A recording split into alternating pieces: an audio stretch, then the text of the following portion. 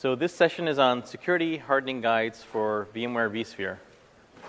So I'm going to spend the duration of this presentation on a couple of things. First, I'm going to go over what the guide is all about, kind of what the scope of this hardening guide is, for the vSphere security hardening guide.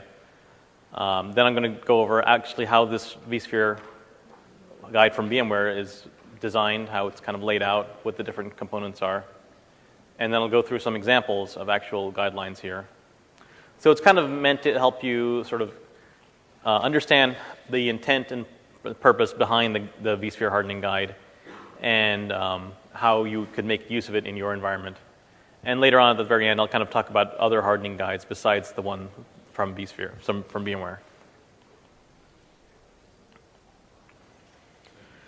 So the vSphere 4.0 hardening guide, as some of you may know, had come out earlier this year. I think I released it around April, maybe, March, April timeframe.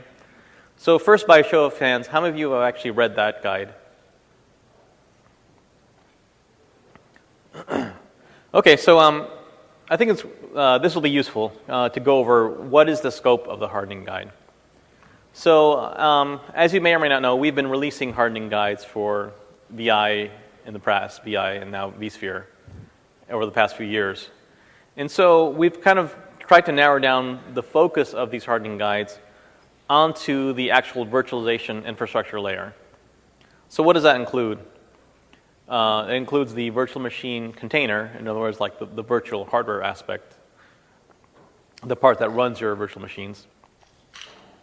It includes the virtualization hosts. So both your ESX and ESXi hosts, the part that actually run, on which your virtual machines actually run. We also look at configuration of the virtual networking infrastructure. That includes, your actual management networks, your storage networks, and other kinds of networks, as well as the virtual switch. And then finally, we look at the management layer. That includes, of course, vCenter server, any of its clients, and then the database as well. So as you can see, we're kind of focusing really on the virtualization layer itself and not necessarily on any other pieces that you add on to the virtualization layer. The one exception you see here is Update Manager. Update Manager comes with most bundles of vSphere. And because it serves such an important purpose of being able to make sure your ESX and ESXi hosts are up to date in terms of patches, that's one of the most important aspects of security, to stay up to date on patches, make sure you're not susceptible to any vulnerabilities that are out there. For that very reason, we've kind of included Update Manager as part of the scope of the hardening guide, because the idea is that Update Manager should be a part of every single deployment. Beyond that, we kind of drew the line around scope for a number of reasons. We limited it to this because we wanted to get a guide that sort of would apply to the most number of customers. And we wanted to get a guide that wasn't getting to be too out of hand in terms of being too unwieldy. So what's out of scope and not covered in the hardening guide? We specifically do not focus on what's running inside the virtual machine container. So that is out of scope for the hardening guide. So such as the OS, the application, that's something that the hardening guide will not cover. Now, of course, this is very important, and you should always be looking at how to do this. And in fact, we have there's other products from VMware that can help you do this. For example, the vShield line of products that we just recently launched. They're really meant specifically to address the security of the guests that are running in your virtualization layer. There are other products out there, of course, from our partners, these third-party products. But the point is that that's a separate matter. What we're focusing on is making sure that the underlying foundation is secure. Similarly, traffic traveling through the virtual machine networks. That's something that we don't really cover. The hardening guide covers more how to configure those networks to be deployed in a secure manner. But once you've done that, what's going between your VMs on that network is not something we really address. And then we don't cover the security of any other add-on products, as I mentioned. So, for example, SRM or even Vima or anything else. We don't cover that. And again, the reason, as I mentioned, is that we want to kind of focus on something that is applicable to nearly all customers. And then these additional products that are layered on, those actually they all deserve security hardening. They deserve to be treated in terms of security hardening. And in fact, what you're going to see is that going forward, we'll be introducing more and more guides around different products. So VMware View, we'll be hopefully we're just releasing a hardening guide for VMware View in the near future. Same thing with our cloud product. We'll have a hardening guide for that type of product. So you'll see different hardening guides for those products being released. But the vSphere 4.0 hardening guide, again, focusing specifically on the virtualization layer.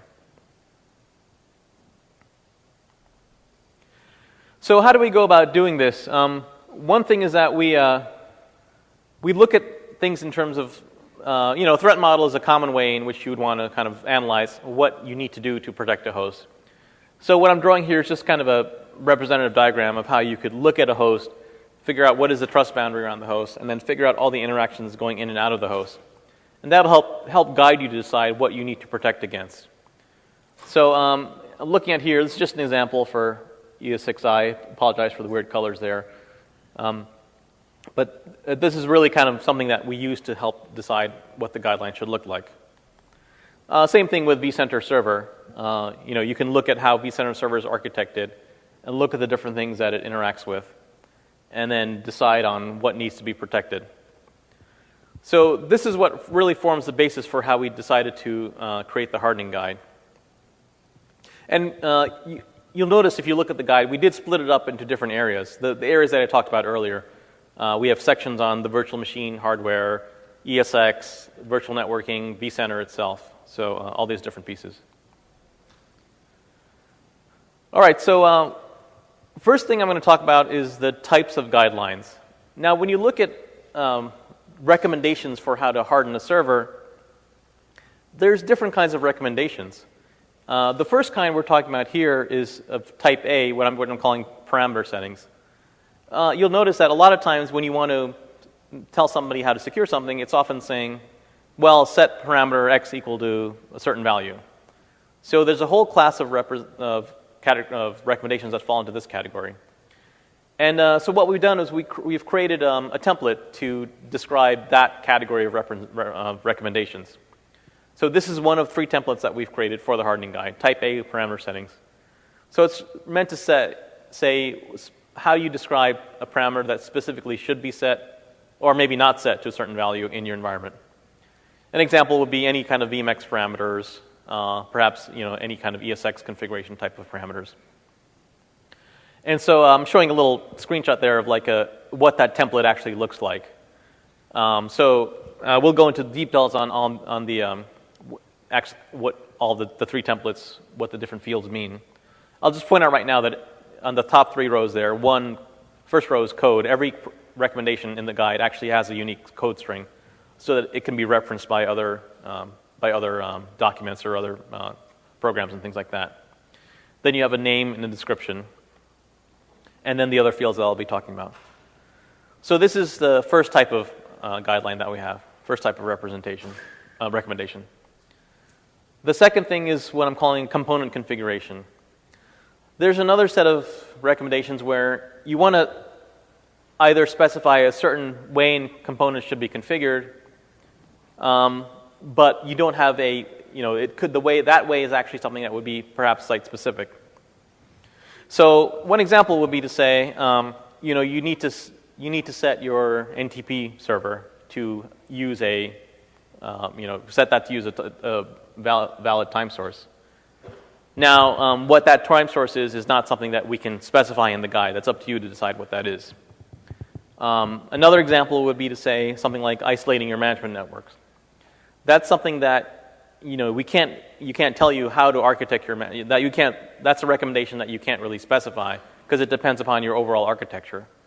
But it is something that we recommend that you do. So this is something where it is a kind of like a configuration recommendation, but it's not something that we can specifically say what the value is. And so the template there you see, it looks very similar, just has some differences there, but otherwise it looks pretty similar to the parameter elements. The third type of guideline is what I'm calling an operational pattern.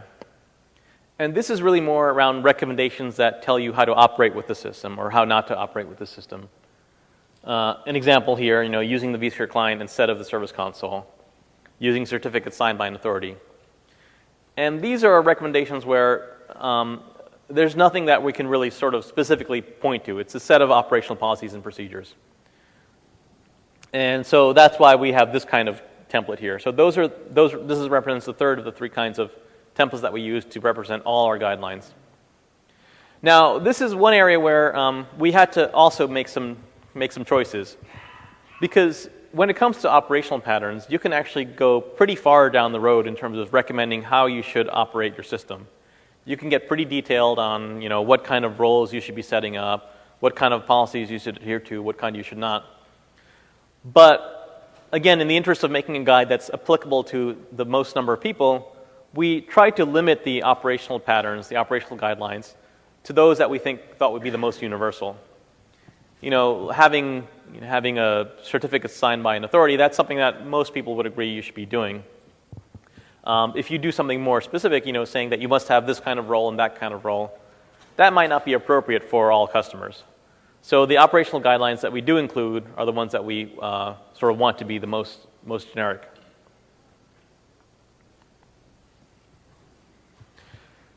Okay, so what are some of the other fields that we have in each recommendation? One is this item that's sometimes that we call threat or risk or control.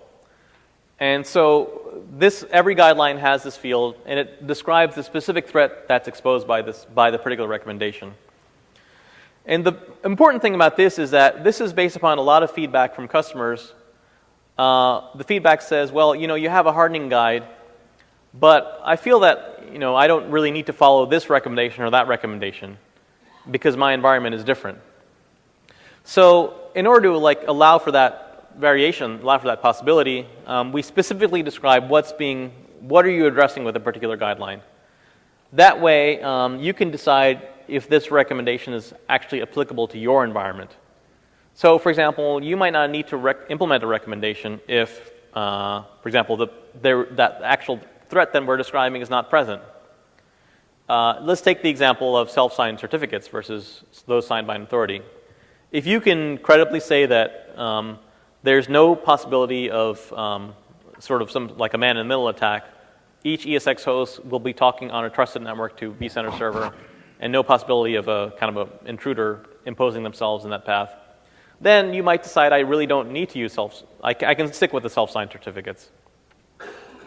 Another possibility is if you have an alternative way of addressing a specific threat or risk. It could be very well in your environment, we describe some kind of risk, but you have a very legitimate way of addressing it outside of the way we have described. And then finally, of course, there might be a good business reason for leaving something enabled or not implementing functionality. So again, adding this specific thing to this specific piece of metadata to all our recommendations is heavily based upon feedback that we've gotten saying that we want to be able to make a rational choice in terms of how to implement the hardening guides. Another field that we have is this thing called effect on functionality.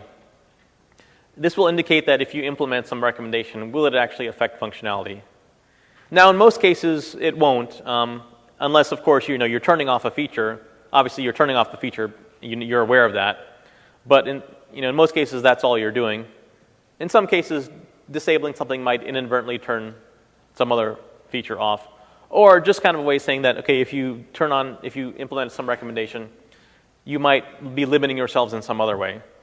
So it's sort of this will also be important in helping you decide, well, okay, do I really want to implement this recommendation? What am I losing here? I can make that decision.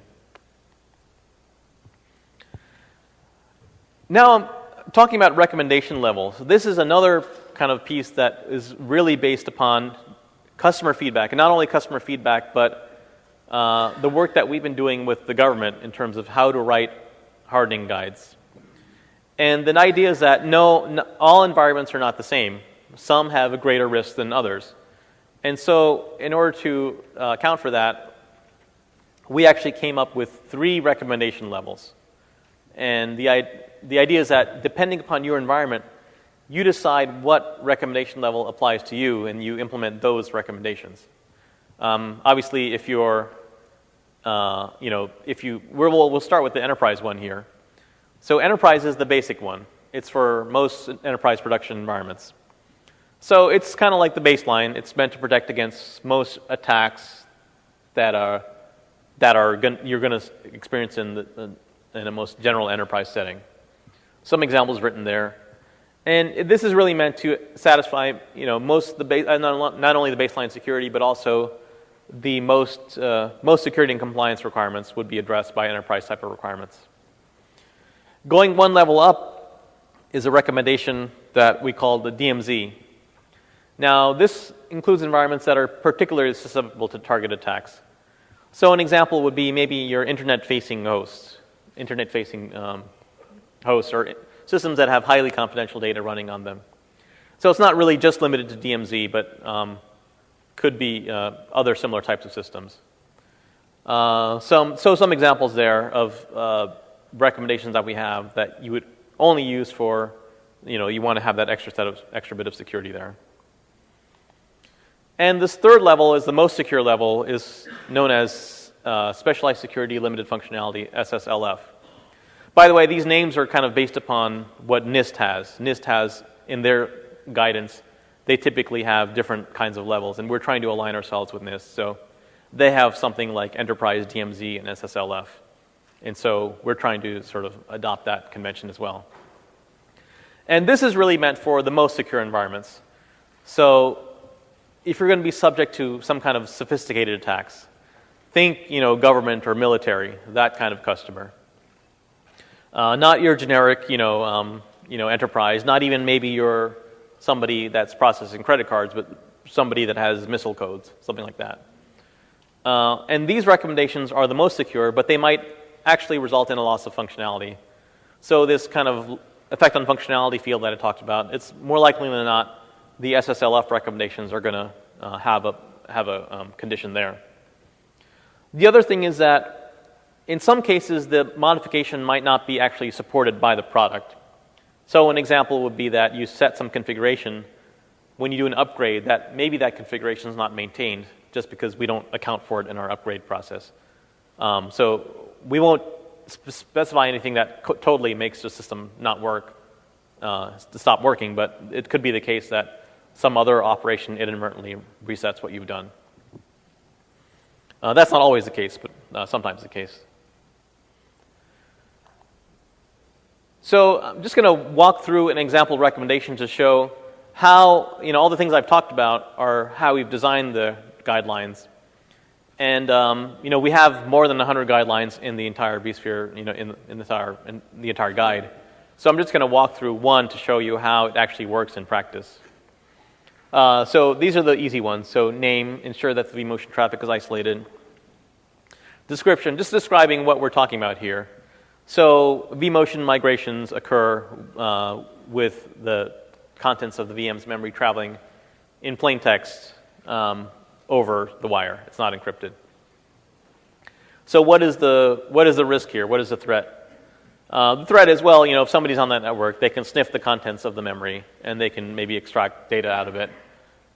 They could even stage a man-in-the-middle attack potentially and send modified data along the way. So the memory contents on the other end have been modified. So this is the issue that we're dealing with. How do we address it? Now you'll see that depending upon the recommendation level, whether it's enterprise or SSLF, there's different actual things you would be doing. So in the guideline, you'll see that you might have a common issue, but then the way you address it depends upon what level you're talking about. So for the enterprise case, we say your vMotion port group should be on vMotion should be on a port group that has a dedicated VLAN. So you can use a common switch or everything, but make sure that the vMotion traffic is on its own port group, and that port group has a VLAN that's dedicated to vMotion. That's the enterprise recommendation. That's what most customers would be doing. That's what we'd recommend to them. Typically, like you have maybe like a blade environment. You have two NICs coming out of your blade. Maybe now you're going to 10 gigi. You might have two 10 gigi switches. 10 gig NICs going to your switch. You just have one vSwitch, and then you carve it up using VLANs. Now, the SSLF value is for those customers that, for example, don't want to rely upon VLAN isolation for whatever reason.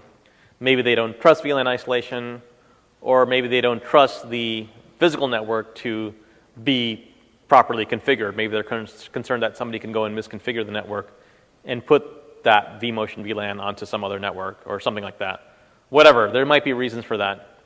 So in that case, we would say, okay, well, don't use VLAN isolation. Instead, have a separate vSwitch. Actually, we would say, vMotion and all other management traffic could be on one vSwitch, and then all production VM traffic could be on another vSwitch. So that would be a way of isolating your VM traffic from your more sensitive management traffic.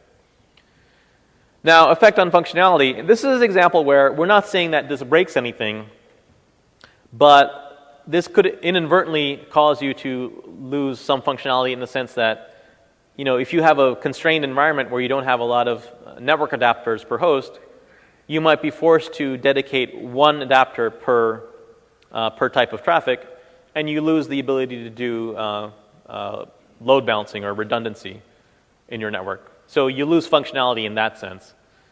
So in some cases, maybe you don't. This is just not possible to achieve in a highly constrained, resource-constrained type of environments. So this is an example of what effective functionality means here. All right, so I'm going to spend some time going here over some of the most important recommendations out of the guide. As I mentioned, the guide is split into, I guess, 4 or 5 parts, and each part has some number of recommendations, and it's a total of more than 100 different recommendations. The way the guide is written, you have each recommendation in the template form that I described, and interspersed with that is some text that can be used to describe in more detail what the issues are. But there's some. You can actually just take the templates, the actual forms, and use that to construct just a guide, just what you need to do.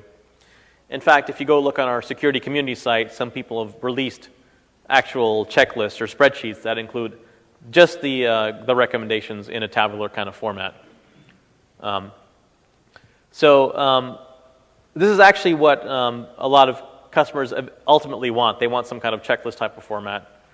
And I'll also mention that not only customers, but a lot of our ISV partners, one of their goals is to automate all this.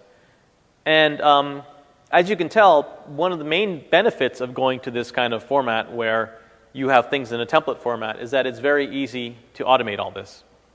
If you recall, if any of you have read the previous generations of the hardening guide, it's been written more like a kind of a white paper, kind of a how-to or best practices, kind of a free-flowing kind of thing. But again, clear feedback that we've gotten is to say that we want something that's a lot more prescriptive, a lot more rigorous, and a lot more well-defined. And so that's one of the main reasons why we went to this template format. This template format that I've described, by the way, is based upon feedback and input from organizations like NIST and DISA. So that's what they want to see as well. So again, the guide is written in the form of a paper that you can download, but at the core of it are these recommendations that can be split out into these fields, metadata and actual recommendations. So having said all that, I'll kind of go into what are the most important recommendations. In the category of the VM hardware, one of the most important ones is to disable this copy and paste to the remote console. Just in case, just to provide background, the remote console is the way you can open up a console window onto the console of a VM, and then you can actually cut and paste text out of that console into your client system and vice versa. Now, this actually represents a completely kind of a back channel into your VM. It represents a way for data to go in and out of your VM without even being seen by, let's say, any kind of DLP system, or it doesn't go through the network at all. So for that reason, it's a pretty dangerous thing, and so that's why we recommend turning it off, so you don't inadvertently have the risk of losing sensitive data in a manner that's not controlled in any way. Now, the interesting thing is that, we have copy and paste in vSphere, in ESX, that's turned on by default. And why is that? Well, if we had everything completely secure, we wouldn't really need a hardening guide, right? If it was secure out of the box. But we have to make some decisions here. We want to make something that's easier to use for the new user, or somebody just trying it out in the lab or just playing with it. That's why we enable some features that are there for convenience. But, maybe in a production environment, you don't necessarily want them to be there. So copy and paste was one of these examples where prior to vSphere 4.1, it was turned on by default. Now, actually, in 4.1, it's actually disabled by default. So maybe I think that maybe the pendulum tipped in the other direction. People felt that, it's really something that you don't want to have on all the time. You can go and enable it if you want to, but by default it's disabled. So in the 4.0 hardening guideline, it remains as a recommendation because in 4.0 it wasn't turned off by default. The second one here, VMX10, ensuring that unauthorized devices are not connected. By that we mean attaching maybe a floppy to a VM or maybe a CD or something like that. And the reason for that is that anytime you attach a device to a VM, that kind of represents the lowest level of code that's used to interact between the VM and the host. So if we're going to have any kind of vulnerabilities, the odds are it's going to be in that code. It's just a more low-level interface, and you can do more. You have the possibility of doing more damage at that point. So this is why we kind of in general say make sure you don't have unauthorized devices connected to your VM, so that if somebody breaks into a VM, there's just less potential for them to actually go out and do something. So for the host, this is another category of recommendations. So not using default self-signed certificates. So as you know, using a self-signed certificate, it's not anything new. That is something that opens yourself to man in the middle. So this is something that we would recommend for most environments. Now, again, as I mentioned, if you're maybe a smaller shop, you have a very tightly controlled environment, you might decide that, well, the possibility of man in the middle is actually pretty remote. I can mitigate against that in some other way instead of incurring the cost of going and getting a certificate and maintaining all that stuff. The cost is not worth the benefit. I can spend that cost on other security elsewhere. But in general, the first recommendation we'd say is don't use those self-signed certificates unless you have a good reason not to. The second piece here is to disable vSphere web access on the ESX host itself. And the reason for that is, again, it's not any kind of mystery. With web servers, there are always, vulnerabilities that are coming out. And so the best way to guard against any future vulnerabilities is to not have it turned on. Actually, this is one of those recommendations that, again, with 4.1, it's almost becoming irrelevant because with 4.1, we've deprecated web access on ESX. It's actually not officially supported anymore. It's only experimentally supported. And if I'm not mistaken, it's also turned off by default. But this is one of those places where, there's not really, you can use web access on vCenter, but on ESX, it's not really something you really need to have. The third piece here is configuring a remote syslog. This is important because when you, and anytime, if anything were to happen, if you were to be attacked, the very least you want to do is be able to have a record of what happened. And so by sending the log information off the host, you can preserve this record of whatever happened, instead of having it be possibly tampered or deleted with by the attacker. And this fourth piece here pertains to ESXi, which is to enable lockdown mode to restrict root access. Now, I'm just going to take a little bit of departure to describe lockdown mode on ESXi. So if some of you might be familiar with ESXi prior to 4.1, lockdown mode was a feature that let you disable remote root access to the system. So when you turn on lockdown mode after you've joined to vCenter server, if you try to log into the host using the vSphere client or maybe running some API command, if you tried to do that as the root user, you would be rejected. That's what lockdown mode did. What lockdown mode didn't do, though, however, was prevent any other users from accessing the system directly. So that was something that was, by default there are no other users, but it's easy on ESXi to go and create local users, and customers would often do that. But lockdown mode didn't actually turn those off. So we kind of felt that was kind of lockdown mode was sort of inappropriately named. That's not really what the intention was, or customers were getting the wrong impression. So in ESXi 4.1, we changed lockdown mode to actually fully lock down the box. So by definition now in lockdown mode in 4.1, when you enable it, it disables all direct access to the box, whether it's the root user or any other user. So in that sense, it's kind of been improved. And so you should turn on lockdown mode as a general best practice to secure your box. Of course, you can turn off lockdown mode if you need to do something to the box, like maybe you need to do some troubleshooting. There's nothing to say that you shouldn't turn it off to fix what you need to fix. But in general day-to-day operation, we'd recommend leaving it turned on.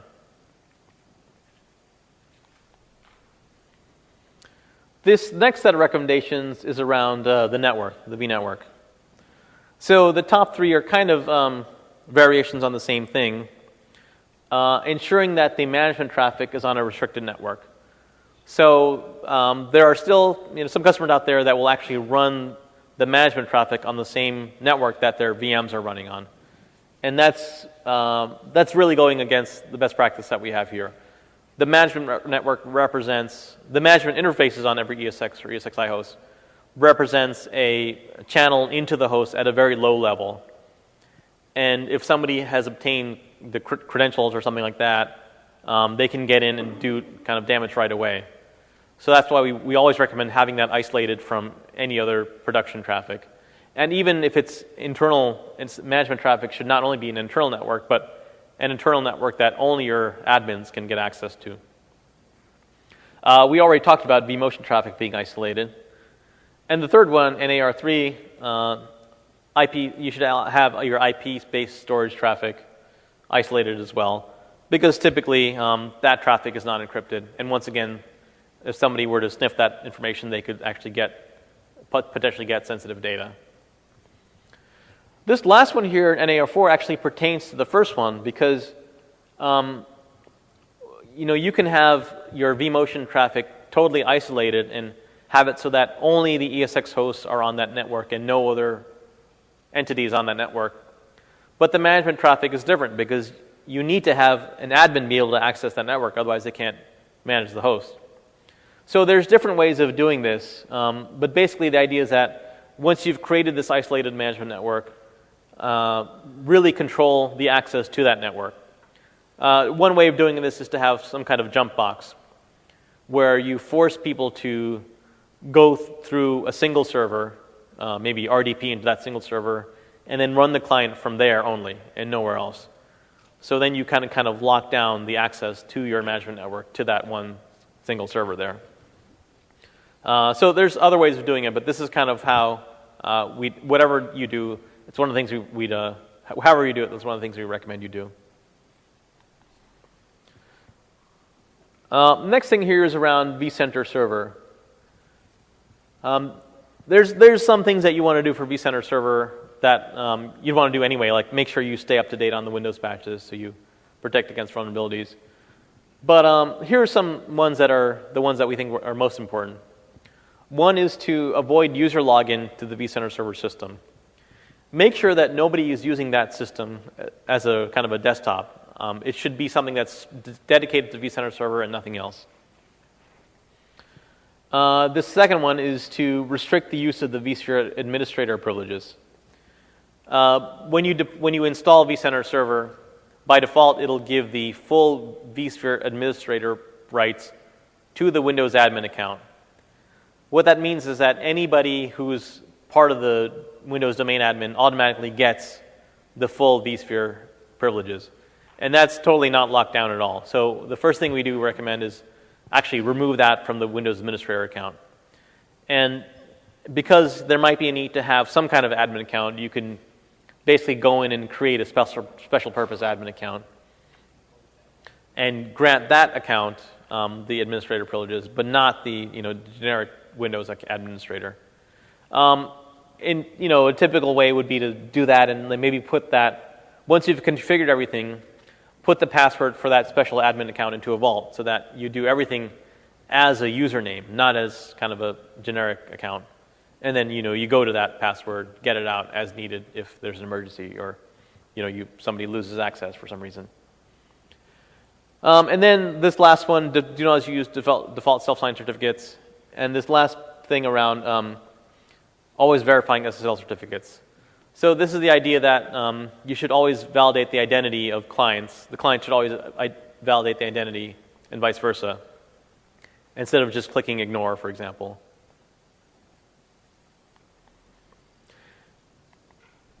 Okay. And then the most important one here is moving to ESXi. In terms of security and compliance, this is probably the best thing you could do. Because with ESXi, you have a fundamentally more secure and more locked down system. If you look at the comparison of patches that were issued for ESX and ESXi in the lifetime of the 3.5 product, you'll see that not only do you have a 10-to-1 reduction in the number of patches for ESXi versus ESX, but you have a 5-to-1 reduction in the number of security patches. And the reason for this is pretty clear. Once you eliminate the service console, you eliminate every single Red Hat patch that comes out. It doesn't apply to ESXi. Java also, that's a particular Java and web type of vulnerabilities come up frequently. And so by moving to ESXi, you eliminate a lot of those vulnerabilities. In addition, ESXi also has the advantage that you don't have to worry about arbitrary code running on the system. As with the service console, you could pretty much install anything you want in the service console. It's basically a full Red Hat environment. You can deploy RPMs to your heart's content. But with ESXi, that's simply not possible. It's strictly locked down. Any code that runs there has to be, either VMware code or code that's gone through a VMware approval process, drivers and things like that, third-party code that we certify. So moving to ESXi is, again, one of the most important recommendations when it comes to security. And probably all of you already know that we are going to discontinue the ESX architecture and only offer ESXi in any future release. So this is something you'll be forced to do anyway. But in terms of security, you'd want to do it proactively.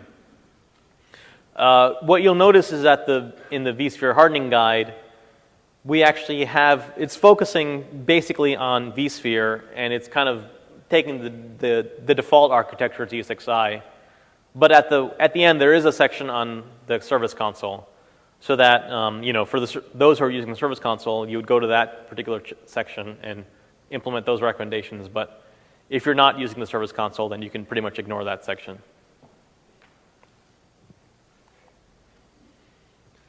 Okay, other security guidance. So VMware, we have our security hardening guide, as you know.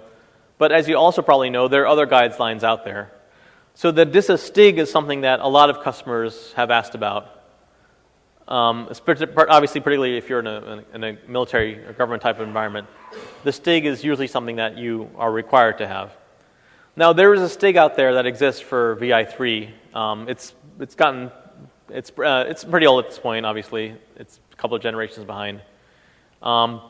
So we're working with DISA right now to develop the next version of the STIG, 4.4.0 for vSphere 4.0 and vSphere 4.1.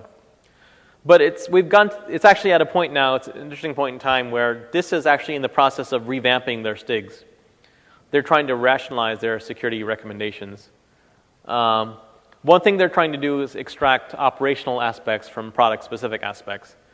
So with the current STIG, if you go through it, you'll see that there's a mix of operational guidelines with configuration type of guidelines. It's kind of similar to the hardening guide, except they don't really sort of make a formal distinction. But what they want to do is they really want to make this formal distinction where they can extract the operational guidelines out and have only the parameter and configuration type of guidelines. The second thing they're trying to do is map all products down to a common set of frameworks. So they're trying to have it so that no matter what product you are out there, you're in one of these categories: operating system, application, or network device. And you can kind of question what is the effectiveness of doing this. But anyway, they've decided that something like a hypervisor would fall into the operating system category. And so what they want to see is to see how does the ESX and vSphere rank up against the operating system guidance.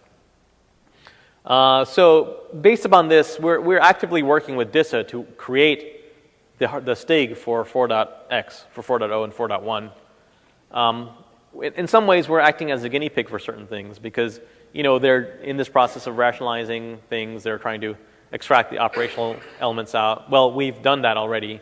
It's clear from our guideline that you can say what's an operational guideline from another type of guideline.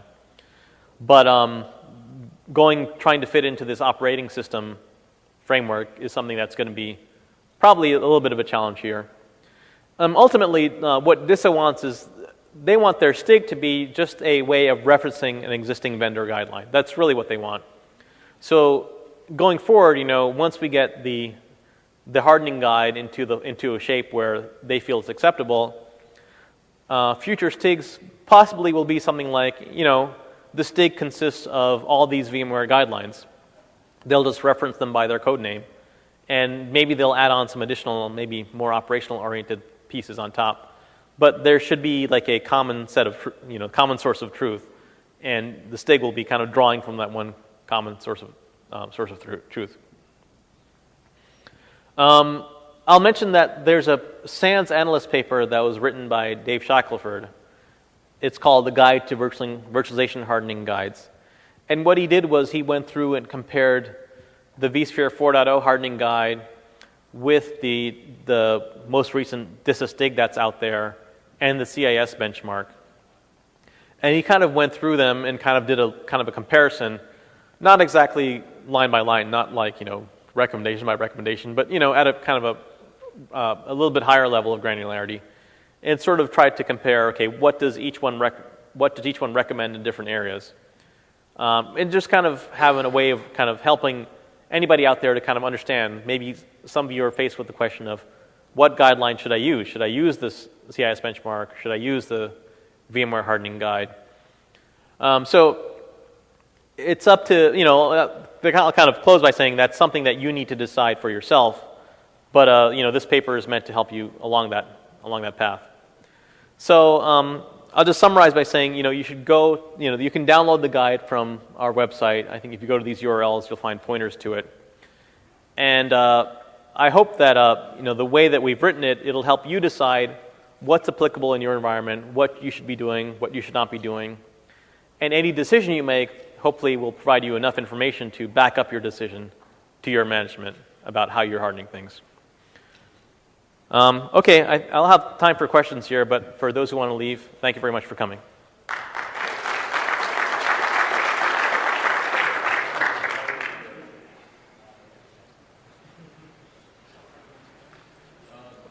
Question over there?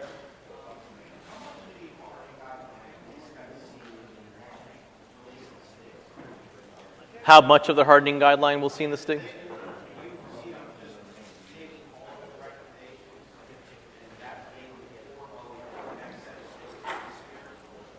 Yes, so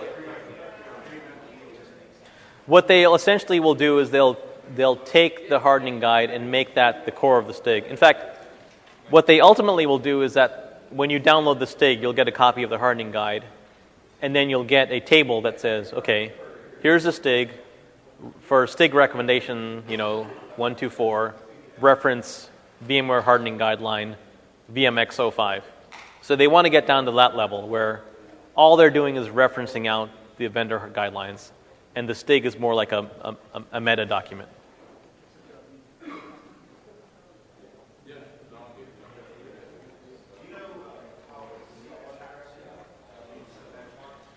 The question is around how is CIS progressing with the new set of benchmarks. I'm not sure where things stand. I think that effort kind of stalled a while back, and I'm not quite sure where things stand right at the moment.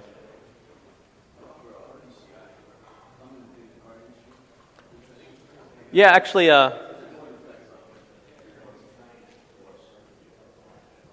So the question is around PCI. Actually, I'm doing a session. I'm co-presenting a session on PCI tomorrow. Maybe you can look it up on the schedule. But the short answer is PCI, of course, wants you to harden your systems, and this is a part of it. But PCI has a lot more than that. It goes well beyond just hardening your systems. So the presentation I'm doing tomorrow is with a QSA. He's actually doing the bulk of the presentation, and he's going over sort of what he feels are the way in which you can deploy and secure virtualization in a manner that will satisfy PCI requirements.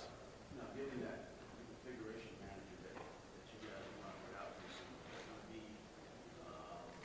tool that you use for PCI compliance or what? Yeah, so the question is around the vSphere configuration manager. Absolutely. In fact, the configuration manager itself, it has built-in kind of guidance around PCI. It also has already taken the vSphere 4.0 hardening guide and kind of automated a lot of that. So that's one example of a tool that's made use of this standardized format. There are others out there, of course, but they have a long legacy history of working with PCI.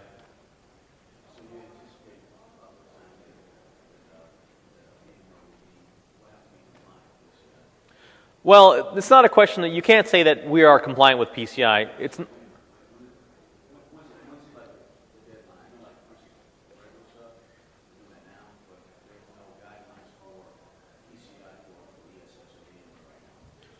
yeah. So there's no specific guidelines out there.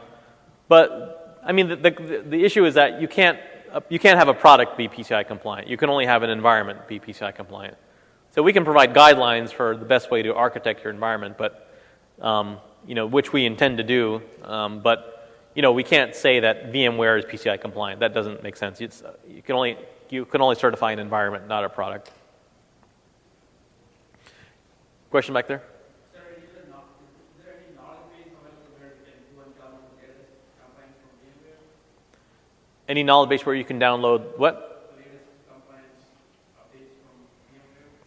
What do you mean by compliance updates? Like I said, for example, PCI compliance, you have 5 rules, and tomorrow you're making some changes or adding more. I don't want to use configuration managers if I have a similar tool, so I just want to use that IP. Well, so that's part of the issue is that with PCI, it's really a set of guidelines that have to be interpreted by an assessor. So, some tool vendors have gone and done their own interpretation. They'll say that PCI requirement 6.2. whatever says this, that means in the VMware world it says that. But you'd have to go through, there's some effort to go through and kind of do a mapping. But again, it's sort of going to be dependent upon, ultimately it's up to your auditor to decide what they think is appropriate. Now, we're trying to work with auditors today to kind of get some guidance out there so that they can say, okay, according to me as an auditor, here's how I interpret it, here's how I would actually bless an environment or audit an environment so that it satisfies PCI. That's not available yet today.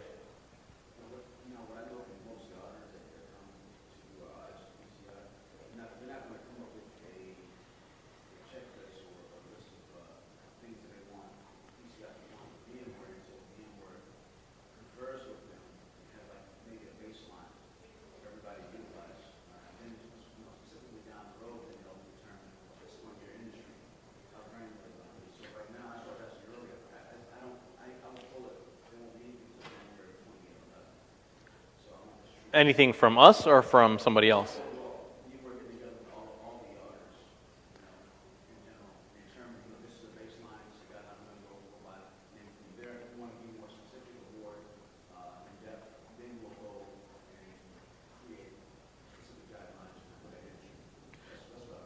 Yeah, so I mean, there's no specific timeline per se. We're working with various auditors to get them to sort of work with us to kind of come up with a reference architecture that will satisfy PCI, as I mentioned. And if you go to the session tomorrow, you'll see an example. My co-presenter presents all 12 requirements and how virtualization affects them and what he thinks you need to do in order to satisfy all 12 of those requirements in a virtual environment.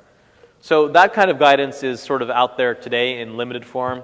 What we're trying to do as a company is to kind of get more detailed documentation out there. But there's no specific timeline per se. We're just continually kind of working on that. There? Yeah, you have a question?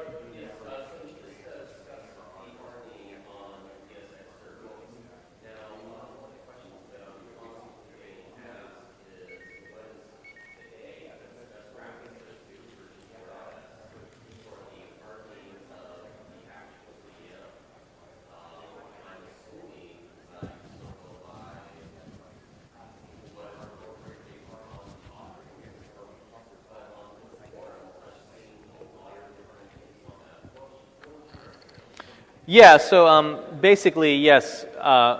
Inside the guest, you would definitely you'd want to harden your guests as you would your physical servers. Now, having said that, a lot of the requirements, one requirement would be to say have antivirus services. Now, as you know, there's products out there that can provide antivirus services in different ways. There's some VM safe enabled products that have been out for a while. We just announced our vShield endpoint product, which can do antivirus. So the point is not that you're basically providing the same protection, but in a different manner. And so that's ultimately what we'd say is that when you're protecting your guests, you need to provide host level protections like antivirus. You need to provide network kind of protections like firewalls and things like that. And you need to provide maybe edge security, like an edge kind of IDS, IPS firewalls and things like that. How you do it, though, is another matter, because now there's a whole set of new generation of virtual products that can provide those very same capabilities, but in a new way. But fundamentally, you're not kind of doing anything differently. You're still protecting the guest using the same notions and same kind of principles that you do for the physical world. Yeah, question there?